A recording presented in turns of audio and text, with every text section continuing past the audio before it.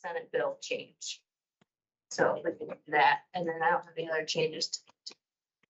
Okay, you want a motion to approve the changes to the agenda? Sure. Someone be willing, so moved. Okay, Okay, it's been moved and seconded to add 2 items to the administrative business. Vote yes as a vote to approve the amended agenda. Margaret Clemens? Yes. Scott Ferris? yes. David Henry? Yes. Rudy Fields? Yes. Jeff Morris? Yes. Edward Olman? I'm sorry, David Bush? Yes. Okay, the motion carries 6-0. Okay, so we will move to the second item on the revised agenda, which is the Southern Meadows written findings of fact. It's, and the box reading as well.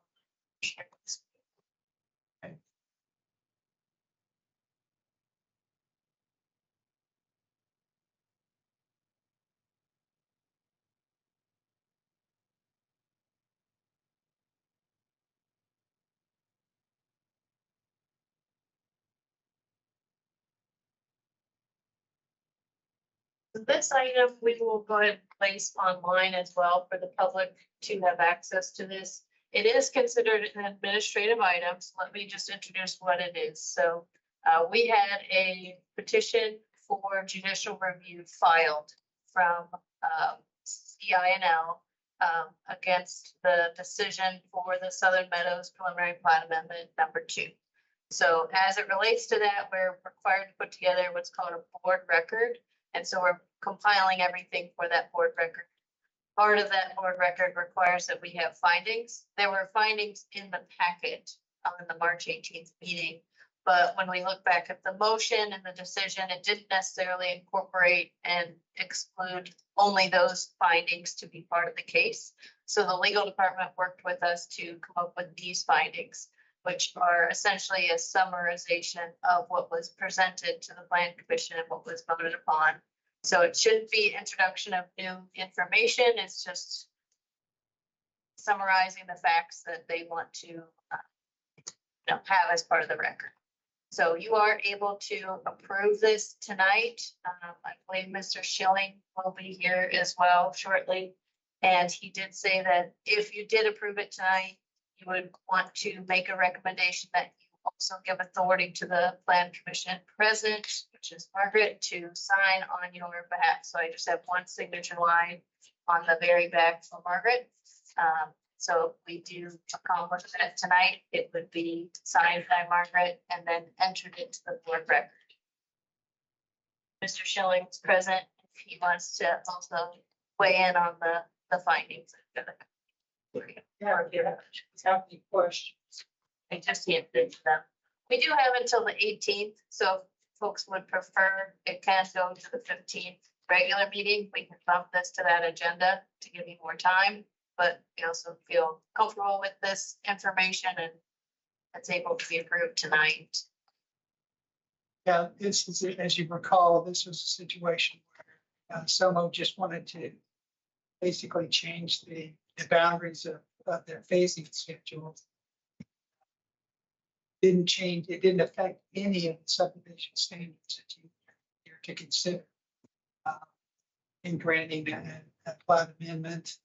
And the decision complied with all the rules relating to commitments and so forth. So the findings are pretty simple in this case, unlike some other decisions where there's a lot more substance to it. But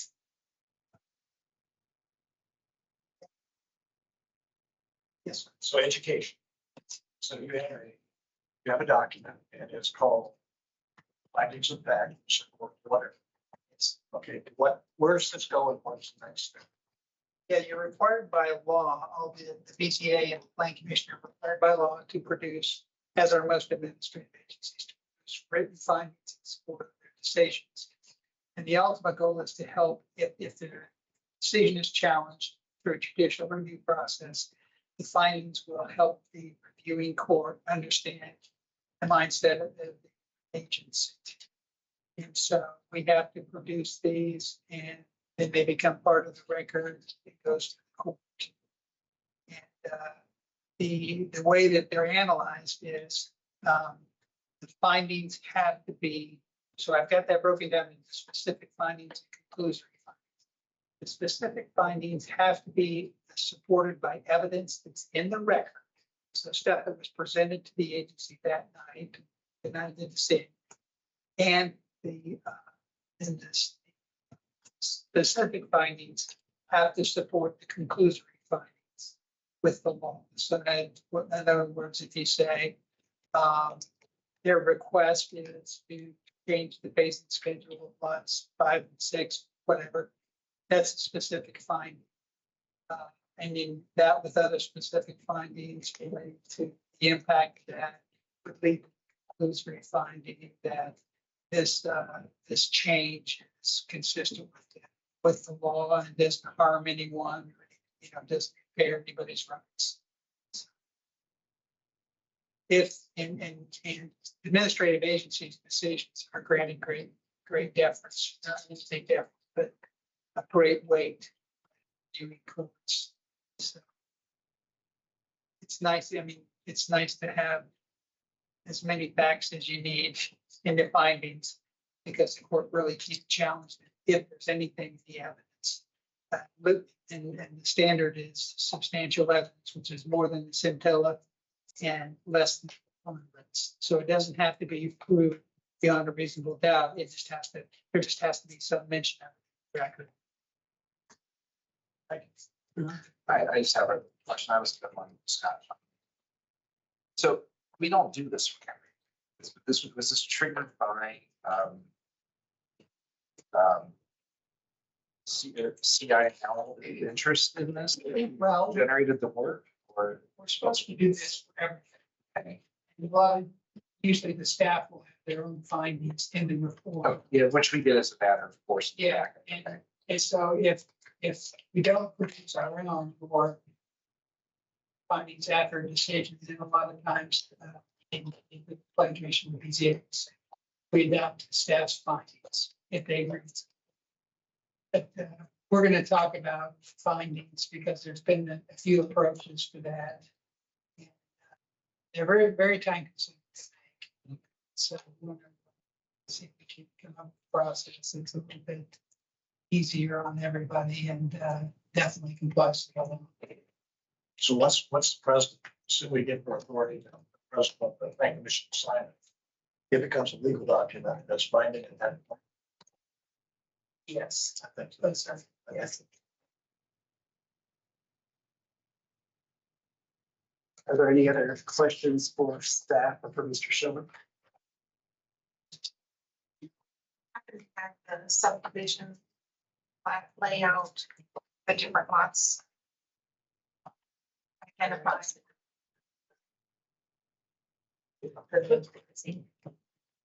Sorry. Okay.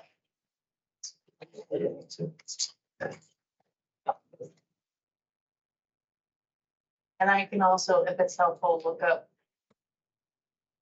I don't remember if they were there at the meeting to vote on this, if that's helpful.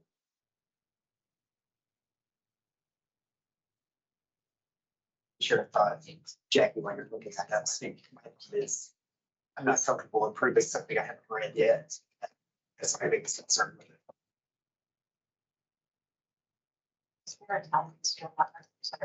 It was. The 18th, so if we brought it to the 15th. Okay. 4, 5, are those ones outlined in pink? Trying to find the bus, but you know.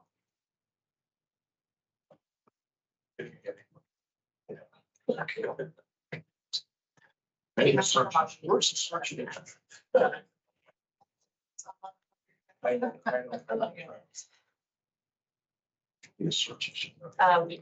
For the meeting on the 18th, when this was approved, everyone was present except for Edward Ullman and Julie Johnson. You remember how you voted? I think that's sense.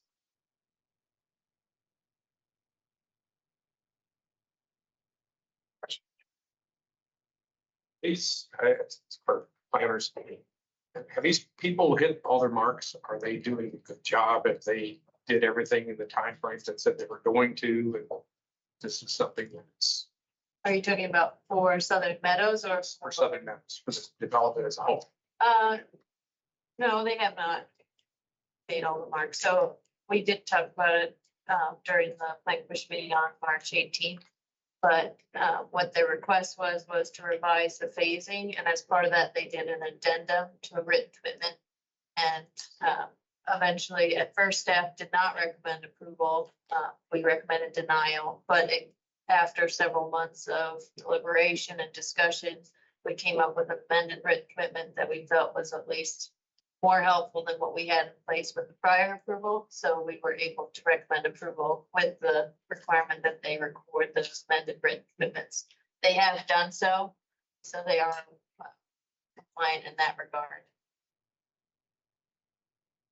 I would make one up, like, for example, I mean, it's talked about during the planning commission meetings about the need to make certain improvements on the original commitments. They were required to make certain improvements to South Roger Street as part of phase one.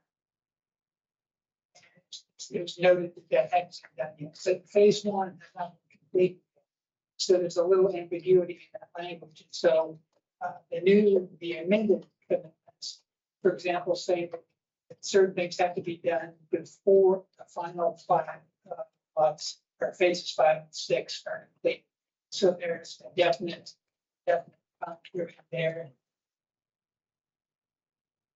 Provides an incentive for the SOMA to get those improvements accomplished because it locks up about 19 lots for development. Yeah, I guess there's a lesson when we do commitments, we all say part of, say, at the beginning, for the commencement of these things, in 3 months of planning. And with phasing. Yeah, with phasing, just it gives us some specificity.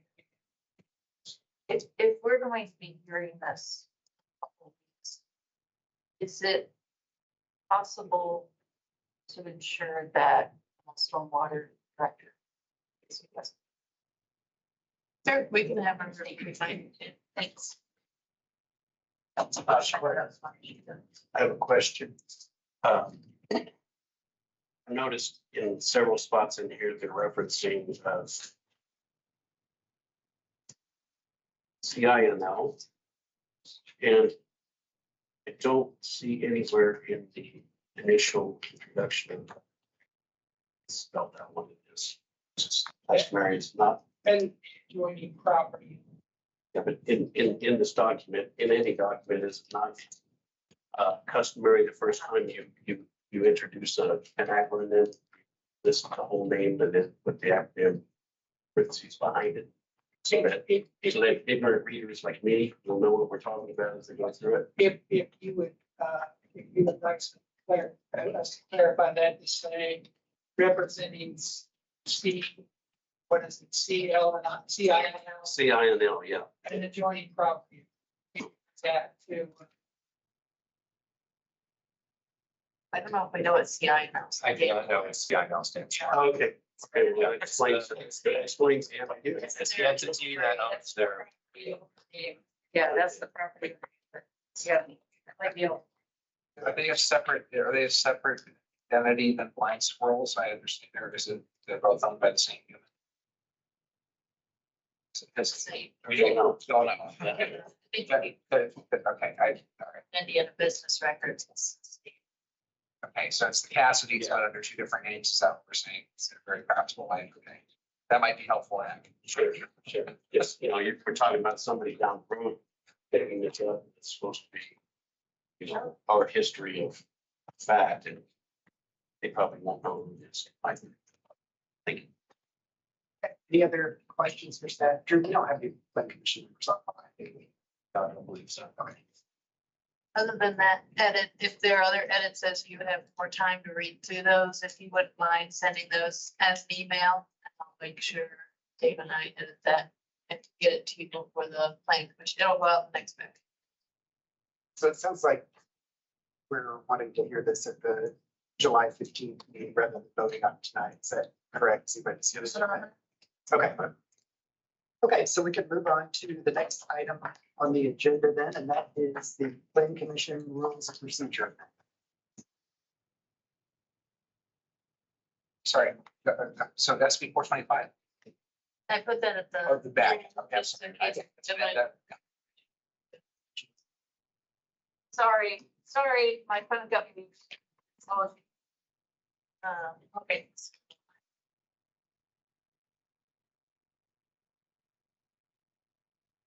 Rules of procedure conversation that we had at the last plan commission meeting.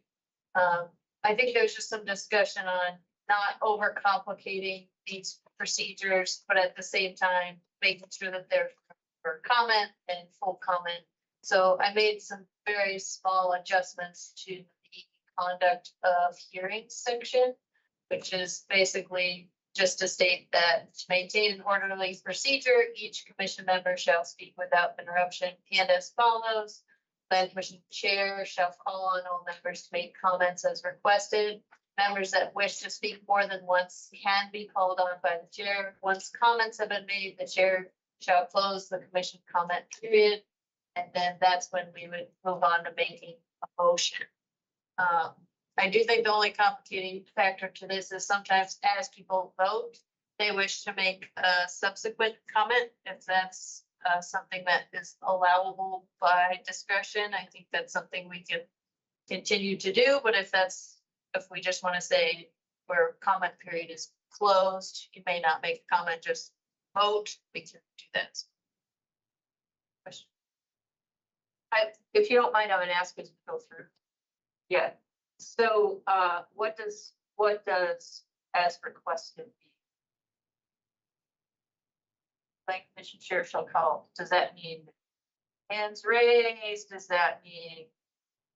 Right, okay, so you're saying you have to raise your hand. I think you have to visibly raise your hand. This is open for interpretation or, yeah, I think Margaret typically has done a nice job to just say anyone to my left, anyone to my right, and then kind of comes together. But if we want to switch up the order in which comments are made, because someone doesn't want to always be first or someone doesn't always be last, we do that. We don't necessarily have to write it in, but that could be something you can write in. Questions on this section? Yeah, Mr. So there's commission chair shall call. That there's can be called on. Is that for the someone who not be called on, or is it, I mean, shall is shall? If someone raises their hand for a second round, they're honored for that versus can, which isn't. I just don't have any thoughts about that. I would also add as caveat, one way to control, make sure that we're not repetitive, right? Someone keeps saying the same thing over and over 6 times, just to go back for the other parts of the insurance to be constrained that, to suggest, to keep your comments to be points rather than ones that already been raised. So we're doing a second round of comments, we're saying the same thing over again. And to try to keep it to a point that maybe hasn't been addressed or raised, as we would help like that way to ensure that people can speak, if they want, as long as it's new or addressing something. Is that fair?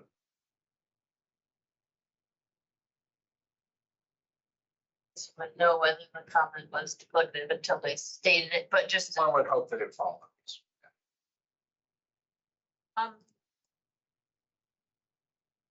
So the point of this is, for clarification, the point of this is to have initial comments before secondary comments are made. I think in the event that somebody is really quick to make a motion and then someone is saying, I didn't get a chance to comment, and then there's a motion on the floor, it might help.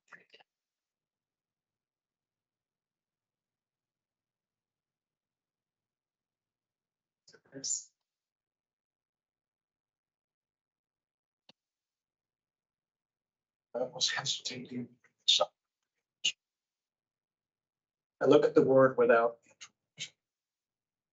Common courtesy tells me that I'm going to take and allow it. If I'm running a meeting, I'm going to allow somebody to say whatever they want to say, as long as they don't repeat themselves. And in the military, we used a term called repetitively redundant. You reach a point where people are talking and repetitively redundant. All it is eating up valuable committing time. I'm not suggesting, but I would just offer as a discussion point, should we have a time limit? Or is it just a gentle person's, gentle person's agreement that that is the rule of thumb? You make your point and you move on and you don't repeat the point, have an endless, about the last meeting, the endless discussions. And I think probably, I won't say all of us, but some of us have been caught up in an endless discussion at some point in time, and it's counterproductive. My own sense, I hear things at the ORC, I hear them at the admin meeting, I hear the plan commission, and it's the same discussion over and over and over. But you're talking to the same people in these forums. And so from the care and feeding of running a meeting in a timely manner, if you're going to have without interruption, we need to have some sort of agreement or whatever to limit the discussion and be clear, concise, to the point, and not being repetitive from something that's already been stated and you're restating it over. Mr. Thomas? I'm not sure that time limits will help that, but I would say that something to be mindful of is, yes, a comment may be made at an admin meeting and then at a regular public hearing, but there are different audiences at those meetings, right? And just because something was said at ORC, that's going to not be the same audience as plan commission. So I just don't know about time limits. And I don't know who adjudicates clear and concise. Although I agree with you wholeheartedly. Well, I don't know, yeah, Jeff, thanks. I mean, I think, I agree with that. And I also agree with the idea that unless all members were to watch every subcommittee meeting, we don't need time for those subcommittees to report out stuff, so we don't have to be litigated in the group. Those that already in ones. I don't think we're going to do committee report outs. You should generally do Kind of summaries. So there's that point. I think to the point of the kind of preamble or like the voting statement, which once we get the voting procedure, that's another place where we get kind of caught up where if someone wants to qualify their vote or have another round of speaking on it. I personally don't like that approach. I think once we're voting, that should very quickly and should be we should get to make a signing statement, I guess, on top of that. But that might be a way to get to avoid some of the redundancy and sometimes do that, or something. I should say, definitely experience that. That might be a separate, say, like, there's the vote is the vote. That's called the sign, because it does open up concern if people want to debate it out while they're voting. That's not a procedure.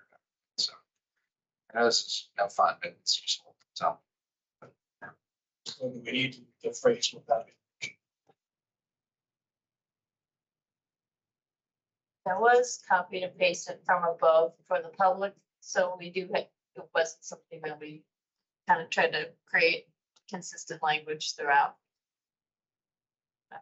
And so that's a tracking fix with what we do in a public hearing. That's right, we help the public to that. I also feel like mindfully speak without interruption. You can sort of be. Any other questions or comments on this? I think that's just really kind of gets to the point. People are going to act gentle people and without interruption means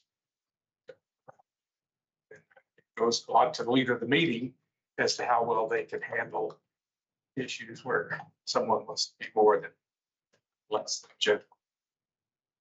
Yeah, Mr. Bush. Question, clarification, I guess, to what Tam had said. When we do reach the point where the vote has been called, at that point, are we saying that we don't comment, which is vote? Because that would be my preference. I agree. I think once you're to that point, either get off the horse or. Prefer that as well.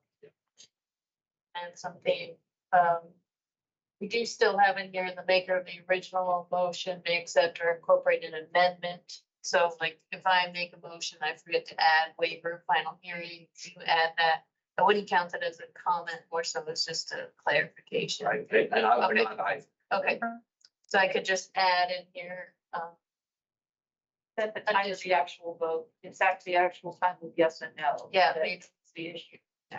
discussion is complete, the plan commission president will promptly stamp. So I can add it right here under, 5 to say, at the time of roll call, no comments shall be made, clean votes. Their debate is concluded, or something like that. Okay. Say one or two things.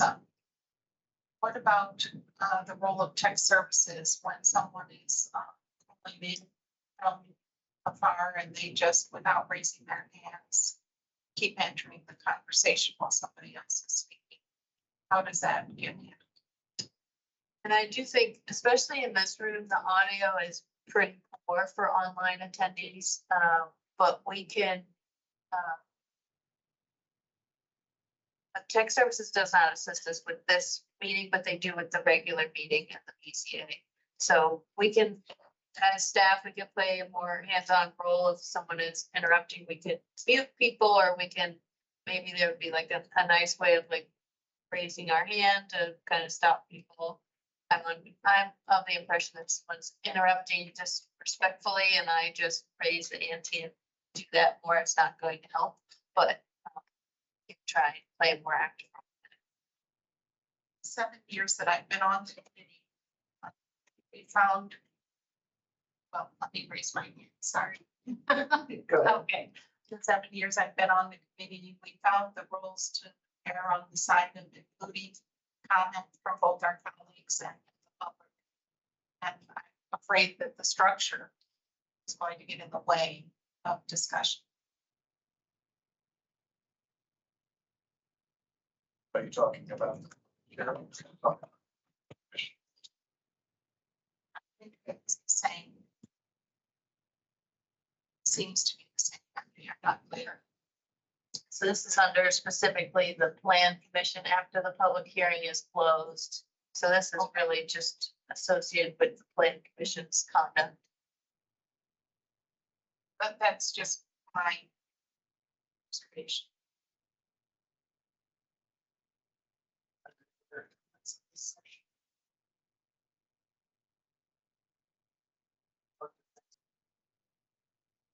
And if it's helpful to have this as part of the packet or just link to it for reference for anyone, I can add that as part of the agenda for regular meetings or however you would like to do it. So I know some members are not here tonight. I would want to make sure they would be informed.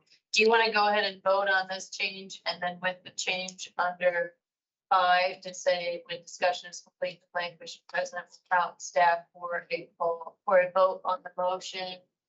And then I can either put it under 5 or 6 to say plan commission members shall not include additional comment when voting. Or do you want to not have that? It's item 6. maybe. Okay, Yeah. I think. We've had some major substantive saves by people, comments after voting is that clarification in the motion is made and it saves the plan commission and the planners and our department and from making a mistake, for example. That happens frequently. Well, that would be a motion like for a point clarification or information or interrupting a vote. At that point, it's not the same as someone giving a speech about their vote. That's what you guys. I can offer a point of clarification on one. Yeah, that's one of the 3 to interrupt everything. Yeah, That's not an interruption. that's not the business, right? So my understanding is this is about a plan commission member who is engaged in debate. And then when they're ready to make their vote, they want to restate their points of debate again, right? It's avoiding that commentary that we're trying to do, not related to the motion itself, but just their. And I think what I'm hearing is what I'm going to work. I'm voting no. And this is why I'm voting no. Is that acceptable? I don't think that's necessary. All right, I'm playing devil's advocate. I don't think it's necessary. either. Yeah. And that's what we've heard. Right. I'm voting no, and this is why I'm voting no. After the debate and discussions are taken.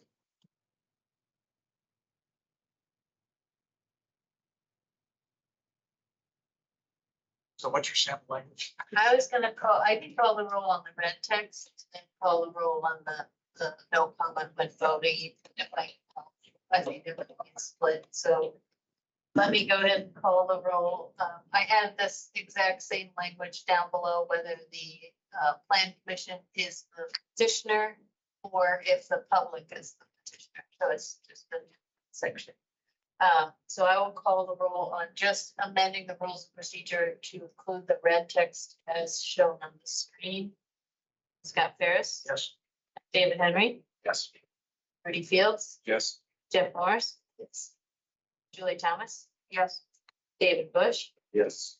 Margaret Clements. Yes. That passes. 0. And then the next edit that I would like to call a vote for is under 7, which is the secretary shall conduct a roll call vote and announce the result. I'd like to add, plan commission members shall not include additional comment in voting.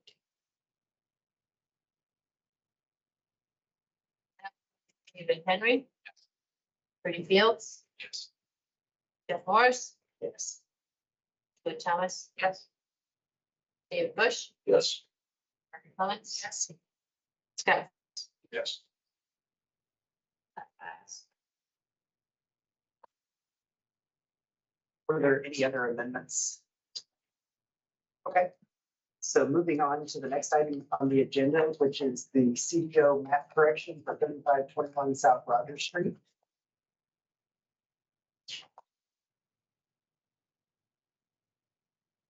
Okay. The next few pages are some exhibits related to this request. So through engaging in some discourse with members of the public regarding this particular property, it has been found that there was an error in the zoning map that ended up with it being zoned as PUD. So if you look on the screen right here, there's a parcel that's long and skinny right through here, and it's at 3521 South Rogers Street. On the current zoning map, the PUD Summersby extends past this property line and captures this property. And looking through old records, including this City of Bloomington map from when the PUD was created, as well as this subdivision that was created from the PUD, as well as referencing the acreage in the original ordinance, 92-43 from the City of Bloomington. All things point to that small skinny parcel that is to the south of Summersby subdivision is not zoned PUD. Should be different zone district. So here on the zoning map, this is pulled from our current data on the GIS. You can see that this gray area, this is the parcel in question, is showing as Summersby PUD, but in fact, it should not be that. Yes, there's error correction to the CEO map, which would change it to this lime green color, which is high development, which is now would have transitioned to RM15 zones. Correct. Yes. So since this was a Scrivener's error, we would take it still to the commissioners, but we would like the plan commission to review that.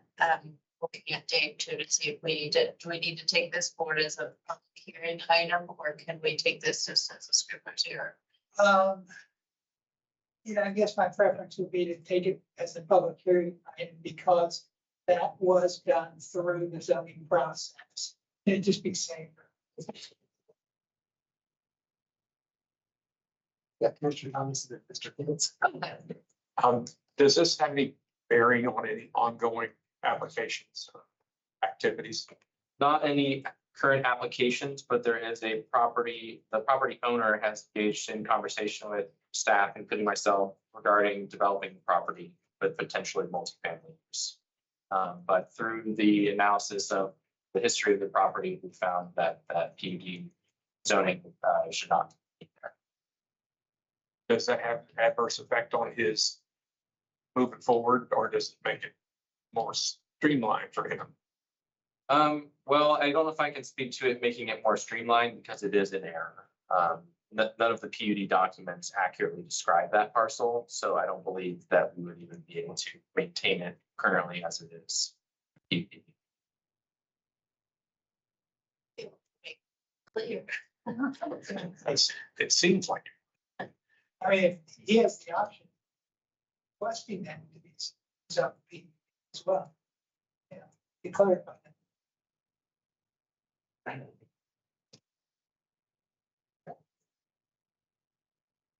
It's on PUD, right? It would be a different. Yeah.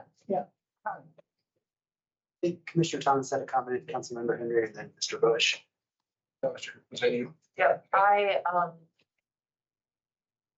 I'm not sure that it fits that zoning either, but that's my concern. And there's no way of addressing that because of scrivener's error.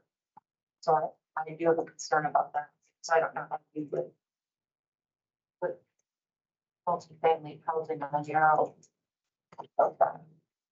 Right, yeah, the development of the lot with respect to the multifamily use is very much up in the air. It's what the property owner wants. They have not been able to secure commitments from CDU to extend sewer services. So they are kind of just completely at a halt. But, you know, wanted to bring this to your attention because it is not supposed to be zoned PUD. It's supposed to be zoned. Thank you. I guess I will be smart, but I can't tell where the egress is. Street. Yes. Okay. It's just that little bit, it's like that. Mhm. And then That's just right away there. Yeah, it's right away. so the roads aren't showing on this map here.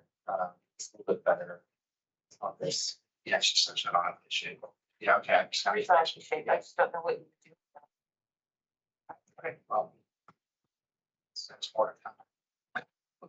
It's English. Well, you answered one of my questions. I was questioning the access egress as well. And I guess my comment would be, given that the owner has had a conversation about developing it, I think it certainly bubbles up to a public hearing, given the fact that there has not been, as long as the scrivener's there, and so it's true, it should have been included as part of the PZ. And so, for us to just, think,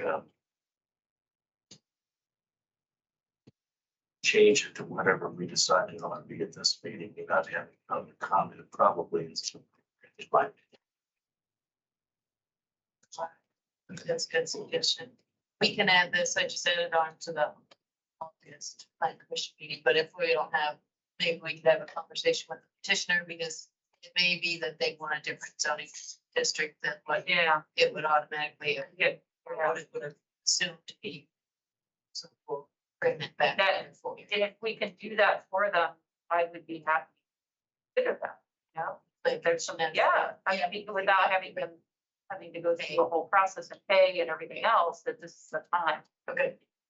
That's reasonable. Maybe the plan commission would be the petitioner and then the fees. Thank you.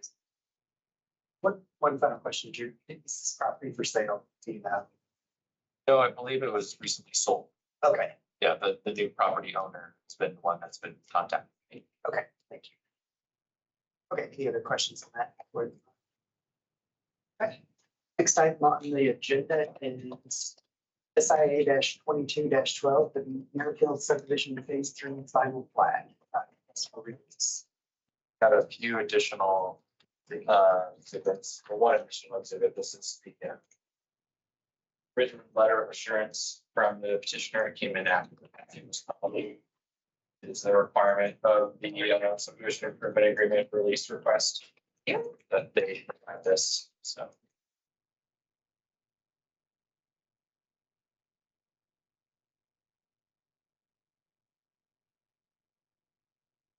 This is the 4900 block of North Fairfield Drive, north of St. Patrick's Court.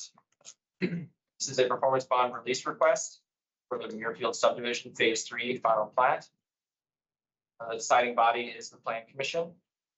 So staff is recommending approval of the release of the performance bond guarantee for the public improvements of $10,500 as long as the petitioner written assurance has been submitted by the time of this meeting. You just all received that. The highway department does not require a maintenance bond. In summary, the developer is requesting a release of the performance bond and financial guarantee related to the Muirfield subdivision Phase 3 final plan. Required public improvements were accepted into the Monroe County Road Inventory by the commissioners in November 2008. However, sidewalks were not completed at the time, and a letter of credit stayed on as a financial guarantee. As-bills were submitted for the recently completed sidewalks and reviewed by the highway department, stormwater program, and planning staff, which included a final site inspection. The original letter of credit in 2005 was for $100,807, and a release occurred in 2006, lowering it to the current amount of $10,500, which is about the amount for the sidewalks in the estimate. See Exhibit 3. Staff did not locate an updated estimate for the reduction in our historical funds. Irrevocable letter of credit dated May 21st, 2026 indicates the amount of $10,500 being held by the county for the remaining sidewalk improvements of the subdivision. Petitioner is requesting release of the performance bond. Petitioner does meet the ordinance requirements for performance bond release as demonstrated in the packet. Items are listed in red here. You can go through them if you want, but I will go ahead and open it for discussion. Questions for staff? Questions?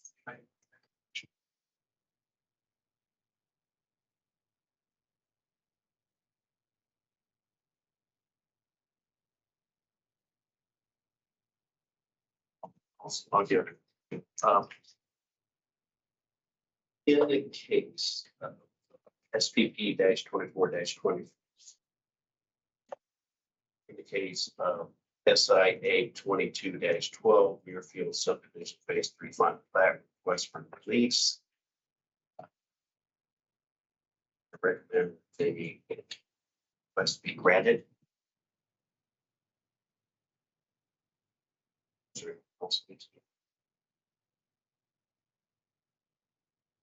This need to go to the plan commission, or can we do this at the end? Have the administrative meeting for the procedure. Second.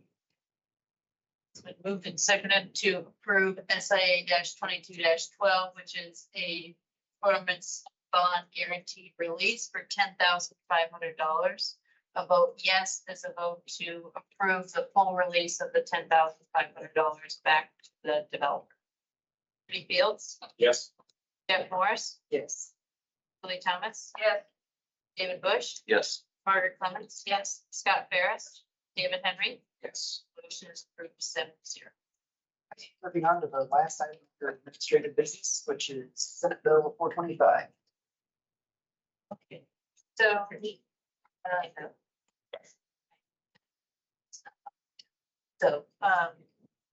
Senate Bill 425, this was a discussion that we had at the Ordinance Review Committee. Basically, what it suggests, or what it voted in place to start today, July 1st, is that certain properties are now counted as energy production zones, and that certain energy production can occur in those zones without regard to zoning. In the Senate Bill 425, they put in place an ability for a 1-year pause by a local jurisdiction to, I think, understand and analyze the changes. So what we will be discussing with you at the 15th is the legal department has put together a draft ordinance to put in place a 1-year pause. And that needs a recommendation by the Plan Commission as part of it going to the county commissions for a vote, because it does have impacts to the CDO. So the ORC also discussed that meanwhile, we could open up the county development ordinance to look at what possible amendments we could make to tighten or help clarify language in there. Probably the most the biggest change that might come into play with the Senate Bill 425 is that things like nuclear power plants would be possibly by right in these energy production zones, which are extremely unclear based on the Senate Bill 420. So if we can make edits to the CDO in regards to this to help make sure standards are met or that proper zoning is in place for those uses to occur, that would be helpful. I believe that the energy production zone areas were had to deal with old mines or prior electric generating facilities of a certain amount of wattage. I think it was like 80,000 watts. It was pretty significant. But if this includes old quarries, we would have sites in the county that would count towards this. But if it is just really more towards energy production or old energy generators in the county, I don't believe we have any of those facilities that are retired that would be a good fit for this.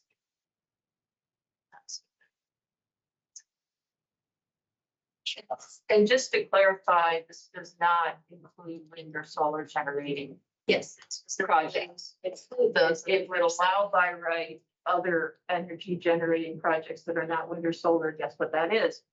And that's why we want to do a one-year moratorium so that we can go through and it must follow our CDO.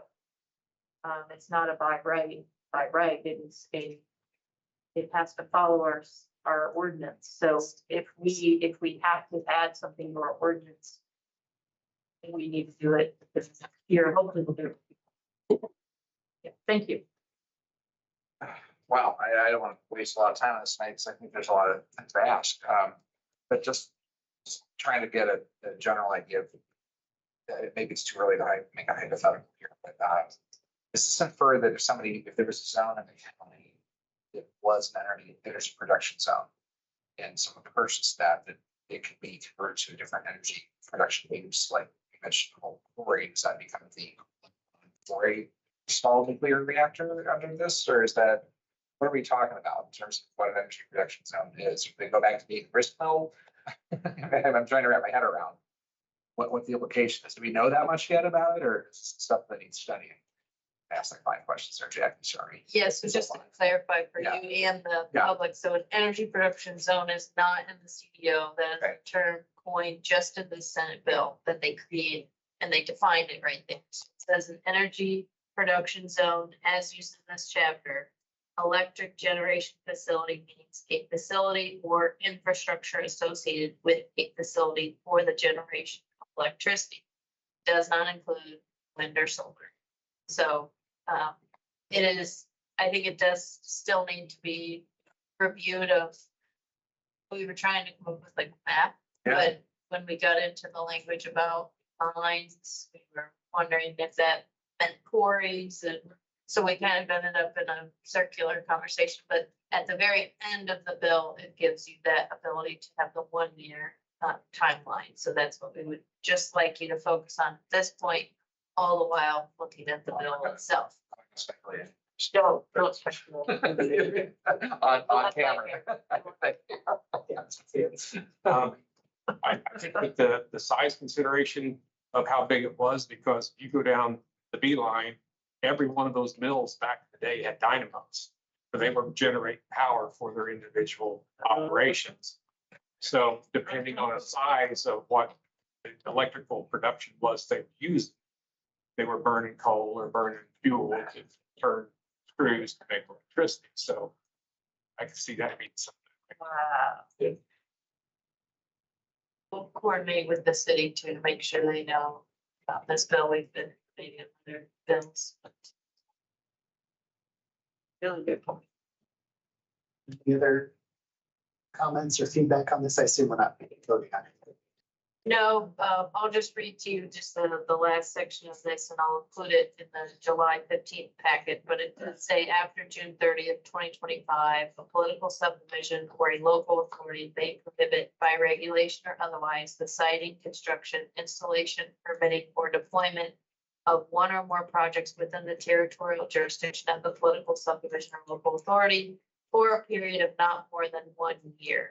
prohibition under this subsection may not be extended or renewed for any length of time regardless of when prohibition first takes effect. So I think what you will be seeing in July is that ordinance draft that will then go up to the commissioners, just stating that we would like the 1 year, and then it's only 1 year. And then beyond that, the conversation at the ordinance review committee will continue, and you would eventually see an amendment to the CEO. Just wonderful. That's right. Dave, do you want to add? Yeah, the statute requires the planning commission to schedule this time. It's very unique. And so if you want to vote on hearing this at 15, that would be helpful. I'm gonna move that with that this here's on our July 2025 agenda for hearing. Second. It's been moved and seconded to bring back the item regarding the ordinance amendment to relate to Senate Bill 425 to the full plan commission on Tuesday, July 15th. A vote yes is a vote to place this on the July 15th agenda. Jeff Morris, Yes. Julie Thomas. Yes. David Bush, Yes. Margaret Clemens. Yes. Scott Harris. David Henry, Yes. Rudy Fields. Yes. Motion is approved 7-0. Thank you for following that, and keeping us up to date on that. Moving on to new business, the first item, SPP 24-4, which involves Southern Meadows, has been continued by the petitioner. So we will move straight to item 2, which is SIA 22-28. It's the Bella Vista subdivision section 3 request for extension of performance period. So I was able to get in contact with the representative of Bella Vista 3 Incorporated this morning. And they would like to request a continuance to work with their client until August. So I don't foresee much updates necessary at this meeting tonight, but we'll see this again in August. I've already put that on the agenda. Okay. Okay, so moving on to the last item on the agenda, SIA 22-24. This is the final plat amendments, 1 Kings Crossing subdivision request for extension of performance period.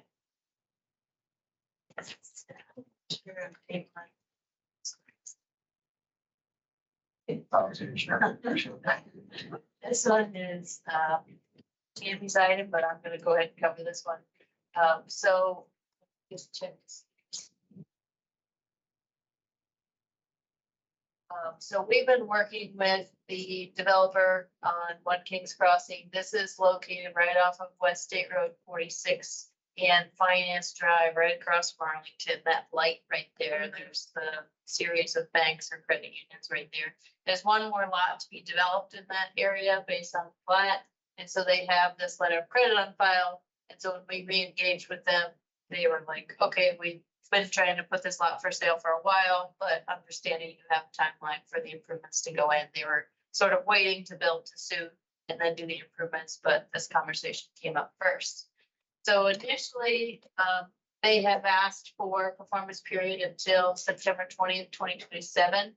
We do have some updated estimates that we went back and forth with from their surveyor and then our highway staff. There is a bit of a discrepancy between the two estimates, and then when you add inflation, it's going to compound the difference. So we still want to work with the petitioner to make sure 3 years or 2 years, however they would like to. Right now, we have it as 2 years. If they want to reduce that timeline and get it done sooner, as to not post that 10% inflation per year, we think that conversation might still be open.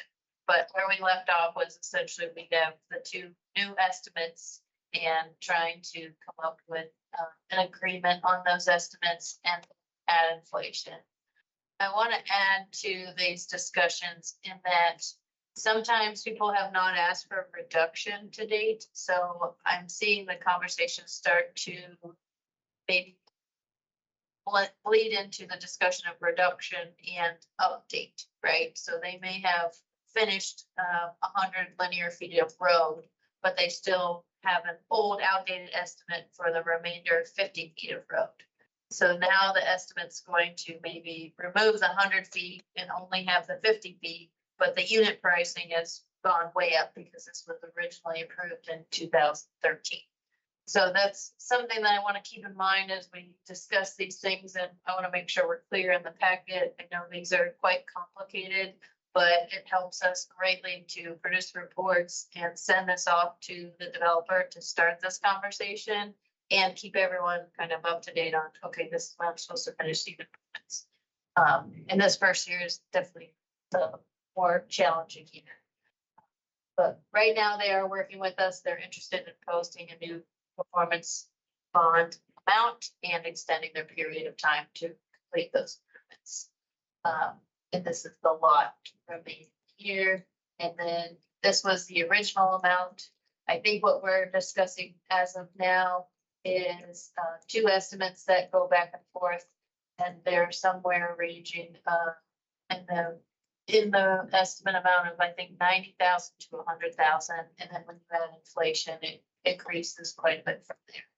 So I think this still needs a little bit of polishing before it gets to you in July, but I wanted to give you that quick update to let you know that they are working with us. We're trying to come up with that timeline and then associated cost estimate. No vote needed tonight, so. Okay, any questions for staff?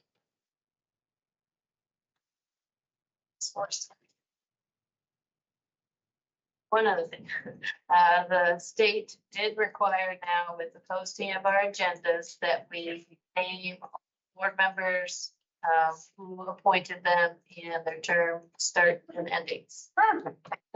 So, starting today, I put it out there. It's on the front door. Whoa, you are on top of it because I didn't even know that that was a new requirement. John actually forwarded it around and Dave knew about it, so we're getting to it, but if you see that in the packet with your name on it and your terms, that's. We don't have any contact information, so it's trying to add that. Like, I think I'm like that. I haven't done my DNA testing on that. So I don't know if I don't have anything else to go. Here. Let's do it. Second.